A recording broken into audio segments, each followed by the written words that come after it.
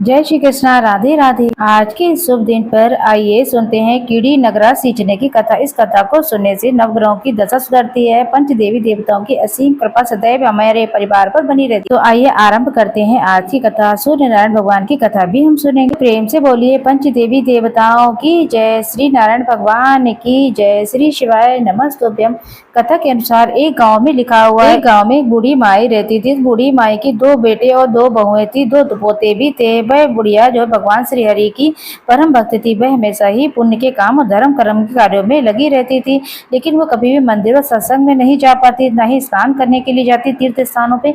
भगवान का एक मंदिर था गांव में ही, जो कि भगवान की पूजा प्रार्थना करने के लिए वो एकादशी पूर्णिमा के दिन, गुरुवार के दिन कीर्तन वगैरह होती थी। तो बुढ़िया कभी भी भजन कीर्तन सुनने नहीं जाया करती थी। वो हमेशा ही घर के कामों में लगी रहती थी, हमेशा ही मन भगवान विष्णु का स्मरण किया करती थी। एक बार की बात है, एक बार गांव में विष्णु भगवान के मंदिर पर भागवत कथा हो रही थी। तो बुढ़िया के बड़े बेटे ने कहा, माँ आप कहती हो कि मैं विष्णु भगवान की भक्त हूँ, लेकिन सारा दिन घर के कामों में लगी रहती हूँ। कितना अच्छा मौका है, हमारे गांव में भगवान विष्णु के मंदिर में भागवत कथा हो रही है और आप तो सारा दिन काम में ही लगी रहती हैं। इन कामों का क्या काम है, तो आपकी बहुएं भी कर लेंगी। तुम मेरी बात मानो तो भागवत कथा सुनने जाया करो। तो उसकी माँ ने अपने बेटे का मन रखने के लिए कहा, ठीक है, आज से मैं रोज जाऊंगी। परंतु वो नहीं गई। ऐसा करते करते 6 दिन बीत गए। बुढ़िया के बेटे ने कहा, माँ तुम मेरी बात क्यों नहीं मानती? मैं फिर से कह रहा हूँ, तुम अपने कार्यों से थोड़ा निवृत्त हो। ये काम तो रोज के हैं और कथा का आज अंतिम दिन है, चली जाना। लेकिन बुढ़िया माई उसे टाल देती थी। आज तो कथा सुनाओ, आज तो अंतिम दिन है। गांव की सारी औरतें कथा सुनने जाती हैं। अड़ोस पड़ोस की काकी ताई सब मुझसे पूछती हैं, तुम्हारी माँ आखिरकार मंदिर क्यों नहीं जाती हैं?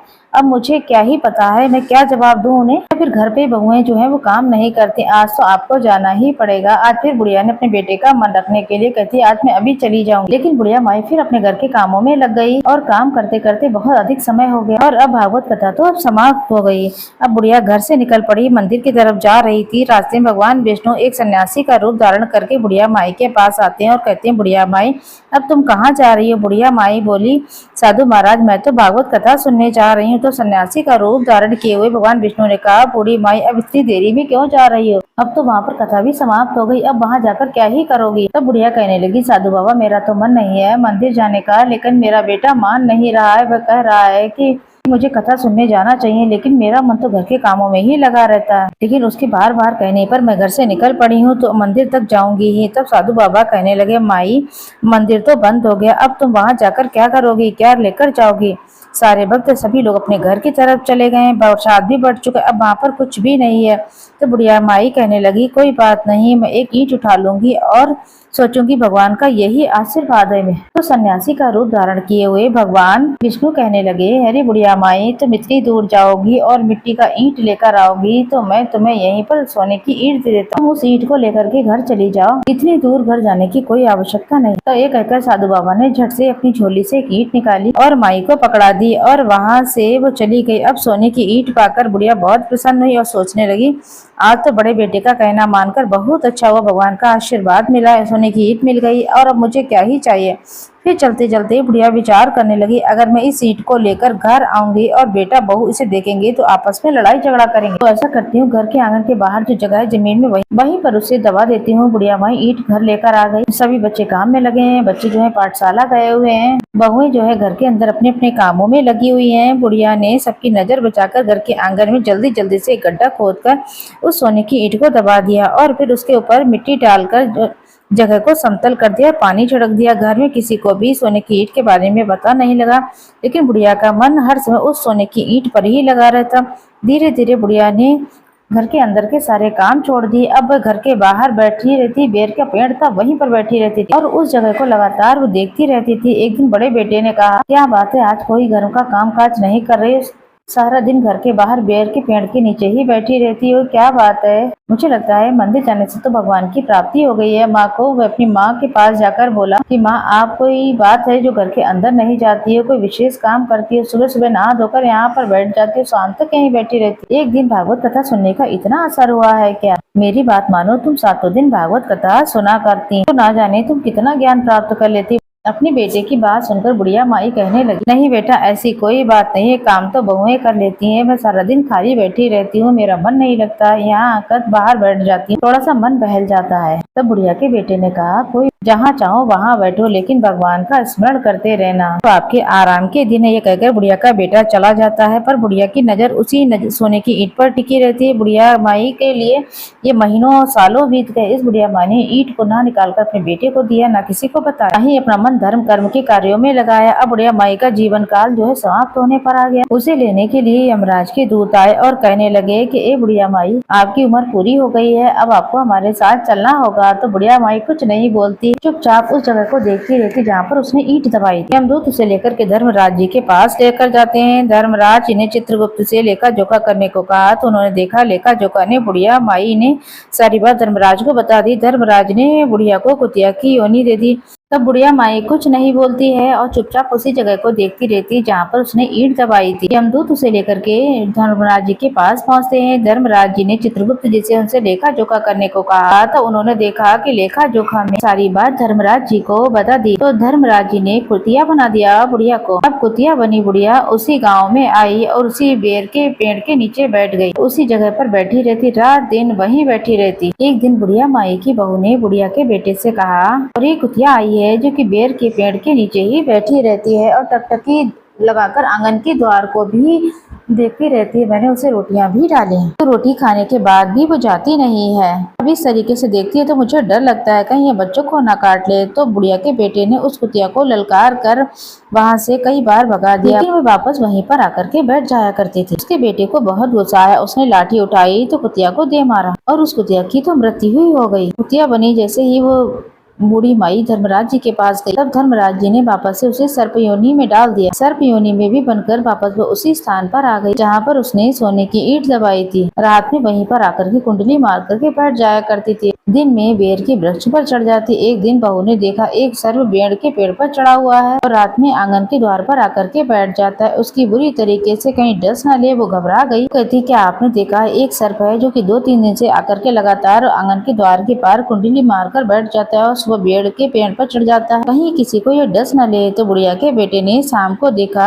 एक सर्प बेर के वृक्ष से उतरकर नीचे आ रहा है, फिर आंगन के द्वार पर कुंडली मारकर बैठ रहा है। तो उसे देखते ही वो झट से खड़ा हुआ लाठी लाकर उस सर्प को मारने लगा। उसे क्या पता था कि कुतिया उस सर्प की योनि में उसकी माँ है। तब सर्प की योनि से मुक्ति पाकर के बुढ़िया धर्मराज जी के पास चली। तो धर्मराज जी ने बुढ़िया को कीड़े का स्वरूप दे दिया। तब बुढ़िया माई ने तो घर के आंगन में ही अपने कीड़ी नगरा बना लिया। घर के आंगन में इतना कीड़ी नगरा फैल गया कि उसके बेटे बहू पोता पोती सब परेशान हो गए। कीड़ों के इस तरीके से फैल जाने से न कोई वहाँ चल सकता था, न ही भोजन बनाने का था, न ही कोई बैठ सकता था। हर जगह कीड़ियां ही कीड़ियां हो गई। सारे लोग परेशान थे। एक दिन श्री हरि विष्णु भगवान सन्यासी का रूप धारण करके उनके घर आते हैं और आवाज लगाते हैं, बेटा भिक्षा दे दो, भूख लगी है, भोजन दे दो। तब उनके बेटा बहू आवाज लगाते हैं और कहते हैं, क्या करें, आज कितने दिन हो गए हमारे घर पर खाने को कुछ नहीं बनाया। तो साधु बाबा कहते हैं, तुम भले चंगे दिखाई देते हो, ऐसी क्या बात है कि तुम्हारे घर में अन्न नहीं पका। तो बुढ़िया का बेटा कहता है, महाराज आप ही देख लो हमारे आंगन में किस तरीके से कीड़ा नगरा फैला हो, अगर आपके पास कोई उपाय हो तो हमें बता। तब सन्यासी का रूप धारण किए हुए भगवान विष्णु वहाँ पर बैठ जाते हैं, कुछ देर ध्यान लगाते हैं और दोनों बेटों बहुओं को बुलाते हैं और फिर उसी जगह खोदने को कहते हैं। तो सन्यासी बाबा के कहे के अनुसार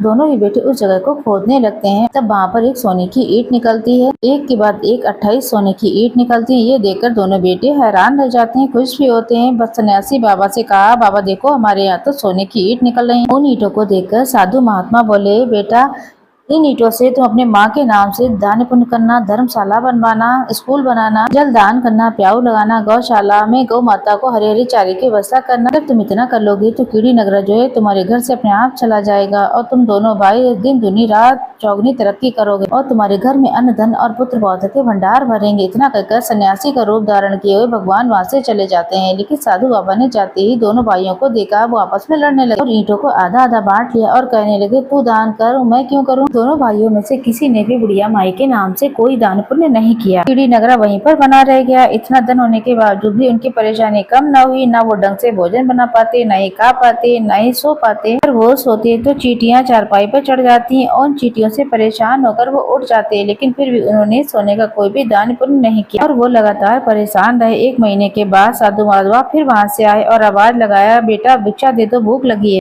तब बुढ़िया के बेटे ने कहा, साधु बाबा आप हमारी हालत वैसी ही है। आप तो कह रहे थे कि कीड़ी नगरा चला जाएगा, कीड़ी नगरा तो वैसा का वैसा ही है, कहीं नहीं गया, हम तो परेशान हो गए। तब साधु बाबा ने कहा, वो सोने की ईंटें कहाँ हैं? वो दोनों भाई कहने लगे, हमने तो उन्हें आधा आधा बांट लिया। तो साधु बाबा कहने लगे कि बेटा, धन को दबाने से कुछ नहीं होगा। अगर हमारे पास धन अधिक है तो हमें उसे पुण्य के कामों में लगाना चाहिए। तुम्हें तो बैठे बैठे इतना धन मिला है, फिर भी तुम धर्म और कर्म के कार्यों में इसको खर्च करो। मनुष्य को हमेशा मेहनत की कमाई का 5वां स्वरूप दान पुण्य करना चाहिए। 5वां हिस्सा जो है पुण्य के कार्यों में लगाना चाहिए। इसी कार्यों में बरकत होती है, घर में धन धान्य की भंडार बढ़ जाते हैं। अब तुम दोनों भाई जो जैसा मैंने कहा है वैसा ही करो, क्योंकि तुम्हारा इस सोने पर कोई अधिकार नहीं है। कहकर बाबा ने कहा, सोने की ईंट जो है तुम्हारी माँ लेकर आई थी, उसने ही इसे यहाँ पर दबाया था। अगर वो उसी समय दान पुण्य करती तो हमारी ये हालत ना होती, ना ही बुढ़िया माई 3 योनि में भटक कर परेशान होती। ये सारी बात जो है बुढ़िया माई की जो थी, उनकी कहानी पूरी उनके बेटों को सुना दी और कहा कि बेटा, इन सोने की ईंट को बेच दो, जितना भी धन मिले तो अपनी माँ के नाम से कथा दान पुण्य सबसे श्रेष्ठ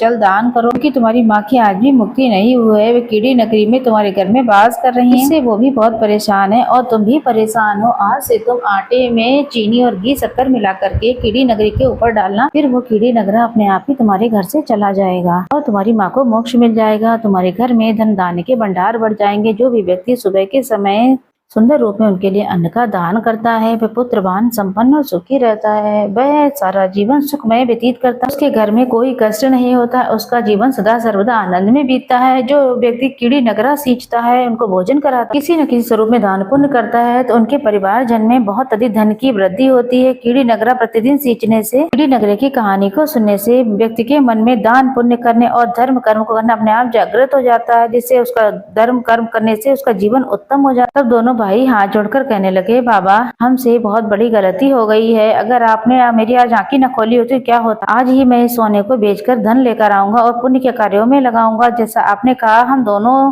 प्रतिदिन ऐसे ही करूंगा। मैं प्रतिदिन चींटी चिड़िया कबूतर कीड़ी नगरा सींचेंगे। साधु बाबा उन्हें आशीर्वाद देकर चले गए। दोनों भाई ईंटों को लेकर बाजार गए। जितना भी धन प्राप्त हुआ, कुआं बावड़ी मंदिर धर्मशाला इत्यादि बनाए। निर्धन गरीब जन की कन्याओं का विवाह करवाया, साथ के साथ खूब दान पुण्य कराया, कथा कराया, जेठ के महीने में जलदान किया। इस वजह से उनके घर में अन्न धन के भंडार भरे और खूब दुआएं मिली और उनके घर की दिन दूनी रात चौगनी तरक्की होने लगी। वो दोनों भाई सभी तरीके से सुखी हो गए, संपन्न हो गए। सोने का दान पुण्य धर्म के कार्यों में लगाया, माँ को भी मोक्ष मिला। भी अपने पुत्र को आशीर्वाद देते हुए स्वर्ग की तरफ चली गई। से ही कीड़ी नगरा सींचने और कथा सुनने की परंपरा चली आ रही है। ज्येष्ठ के महीने में बहुत ही सुंदर और श्रेष्ठ कथा कही जाती है। ये एक और बात है कि आपको बताते, एक इसी नगर में एक छोटा सा और खुशहाल परिवार रहता था। वह बुढ़िया माई अपने बेटे बहू और पोता पोती के साथ रहती थी। पोती अपनी दादी की बहुत लाडली थी। दादी हमेशा ही अपनी पोती को लाडली बनाकर अपने साथ रखती, पूजा पाठ भजन कीर्तन करती, अपनी पोती को पास में बैठाती। एक दिन दादी ने कीड़ी नगरा की कहानी का 7 दिन का नियम लिया। दादी कीड़ी नगरा सींचने की कहानी को कहती और पोती उसका हुंकारा भरती। दोनों ही कीड़ी नगरा सींचने भी जाया करती। इसी प्रकार जब 6 दिन बीत गए तो 8वां दिन जब आया, कीड़ी नगरा की कहानी का उद्यापन किया। तो पोती के द्वारा उद्यापन कराना दादी को याद नहीं रहा। समय बीत गया और पोती जवान भी हो गई। अच्छा घर वर देख करके उसका रिश्ता तय कर दिया गया। फिर अच्छा सा मुहूर्त देखकर उसका धूमधाम से ब्याह कर दिया गया। वो ससुराल चली गई तो वहाँ पर उसे बहुत लाड़ प्यार मिला। होने को कौन टाल सकता है। महीने के भीतर ही उसके पति को कोढ़ रूप हो गया। अपने बेटे की इस हालत को देख करके उसकी सास बोली कि बहू के आते ही न जाने मेरे बेटे की क्या हालत होगी, अभागन है क्या ये, इसके चरण शुभ नहीं है। ऐसा कहकर उसे घर से निकाल दिया गया। साथ ही उसे बेटे को भी उसके साथ भिजवा दिया, इस डर से कि घर में इसकी सेवा कौन करेगा। इसको तो कोढ़ हो गया और हमें भी हो जाएगा। कहने को तो हमारा लाडला बेटा है, आंखों का तारा है, पर सच्चे प्यार की परख तो दुख में ही होती है। बेटे पर मुसीबत पड़ी तो बहू के साथ साथ बेटे को भी निकाल दिया और बहू से कहा कि गांव के बाहर झोपड़ी बनवाती है, इसे लेकर वहीं चली जाओ, सुबह शाम रोटी मिल जाएगी, तुम अपने पति के साथ वहीं कुटिया में रहना। तब उसकी सास जो है 8 पहर की रोटी और वहां पर देकर जाती, दूर से ही रोटी गुड़ रखकर चली जाती है और वहां से वो अपने पति को एक रोटी खिलाती, बची हुई रोटी स्वयं खा लेती थी और अपने पति की दिन रात सेवा करती थी। एक दिन दादी ने अपने पोते को अपनी पोती से मिलने के लिए भेजा। साथ में चूरमे के लड्डू और बाटी बनाकर भी भेजा। भाई अपने घर से उसके ससुराल में पहुंचा। वहां जाकर के पता लगा कि बहन को तो घर से निकाल दिया, वो घर के बाहर झोपड़ी बनाकर रहती है। तो वह ये जानकर आश्चर्यचकित रह गया और उसे बहुत दुख भी हुआ। वह अपनी बहन के पास गया। वहां पर बहन की हालत उसे देखी नहीं गई। उसने बहन के लिए लड्डू दी और फिर घर वापस आ गया। तो बहन वो चूरमा लेकर अपने पति को खिलाती है, स्वयं भी खा लेती है और उसे जो है अपने मायके के दिन याद आते हैं, उसका गला भर आ जाता है। जहाँ वो रहती थी वहीं पर एक कीड़ी नगरी भी था, वहाँ पर उसने बचा हुआ चूरमा वहाँ पर डाल दिया और वापस से कुटिया में आकर के बैठ गई। चींटियों को चूरमा डालने से भगवान की अद्भुत कृपा हुई उस पर और चमत्कार रूप में हो गया। उसके पति के हाथ पैर और मुंह का कोढ़ झड़ने लगा। यह देखकर उसके पति ने कहा, आज तुमने ऐसा क्या किया कि मेरा कोढ़ अचानक से झड़कर ठीक हो गया? तब उसने कहा, मैंने तो ऐसा कुछ नहीं किया। तब उसे याद आया कि आज मैंने कीड़ी नगरा पर चूरमा डाला था, तो ये बात तो किसी बड़े बूढ़े से पूछना पड़ेगी। उधर जब उसका भाई घर पहुंचा तो उसने सारी बात अपने घर वालों को बताई, तो ये सुनकर बड़ा ही दुख हुआ। इतने प्यार से उसने लाड़ प्यार से पाला था उस बच्ची को, तो आज उसकी ऐसी हालत है। दूसरे दिन दादी जो है अपने बेटे बहू को लेकर अपनी पोती के पास पूछा, बेटी ये हालत तुम्हारी कैसे हो गई और तुमने हमें क्यों बताया नहीं? तब पोती कहती, दादी शायद मेरे भाग्य में यही लिखा था। ये कहते हुए उसने रोते रोते सारी बात बताई। उसकी दादी बोली, बेटा कीड़ी नगरी का हमने उद्यापन किया था, तुम्हारा उद्यापन करवाना भूल गई थी, शायद ये कीड़ी नगरी का श्राप लगा है तुम्हें। तुम चिंता मत करो, सब ठीक हो जाएगा। उसके बाद दादी ने बहू से कहा, घी और गुड़ लेकर आए। तब बहू घी और गुड़ लेकर आई। फिर दादी ने फिर से कीड़ी नगरी की कहानी कही। पोती ने होकारा भरा। दादी ने कहानी कहने के बाद अपनी पोती से कहा, बेटा तुम 7 दिन तक इसको कहानी को कहना और तुम्हारा पति होकारा भरेगा, उसके बाद सब ठीक हो जाएगा और साथ में तुम दिन इसका उद्यापन कर देना। पोती बोली, दादी मैं उद्यापन कैसे करूंगी? मेरी सास तो ठंडी बासी रोटी देती है, मेरे पास तो कुछ नहीं है। तब दादी ने कहा, कोई बात नहीं, तुम ठंडी रोटियों को जोड़कर उसके 4 लड्डू बना देना। हर रोज 2-2 लड्डू लेकर कहानी कहना। कहानी होने पर एक एक लड्डू कीड़ी नगरी को डाल देना और पानी का उतारा करके भोग लगा देना। उसके बाद बचा हुआ लड्डू तुम दोनों भी खा लेना। ये कहकर दादी और उनके माता पिता घर की तरफ चले गए। फिर उसने सारी बात अपने पति को बताई और कहने लगी, कल से हम 7 दिन कथा का नियम लेंगे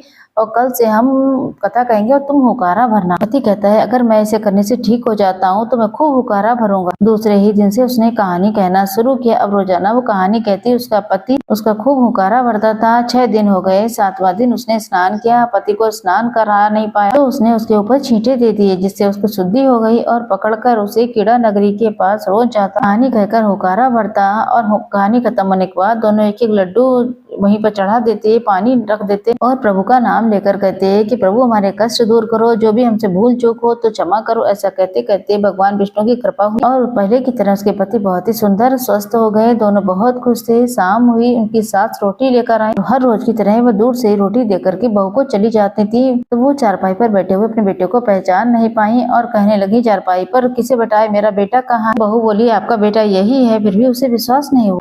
सासू चांदी की चप्पल पहनकर, लोहे की तान लेकर, बारात लेकर पूरा परिवार इकट्ठा हो गया। हमें भी अपने अपना लेना। सास अपने घर पर आई और अपने पति को बात बताकर सारी बात कही कि हमारा बेटा तो पूरी तरीके से बदल गया और चमत्कार हो गया। मैंने उसे स्पर्श करके देखा, बहुत ही उजाला स्वरूप का हो गया है। उसे यहाँ से गए 6 महीने हो गए हैं, इसलिए शायद तुम उसे पहचान नहीं पाई। सारी बात परिवार को बताई। सभी ने उससे कहा। उसके जिद के कारण ससुर ने अपने परिवारजनों को वहाँ से बुलाया। सास ने चांदी की चोली पहनी और लोहे की तान दी और नदी नाली का एक जल भर के लोटा लिया, फूटी हुई जाली ले ली, ज्वार का एक डंडा ले लिया। फिर अपने बेटे को अपनाने के लिए चल दी।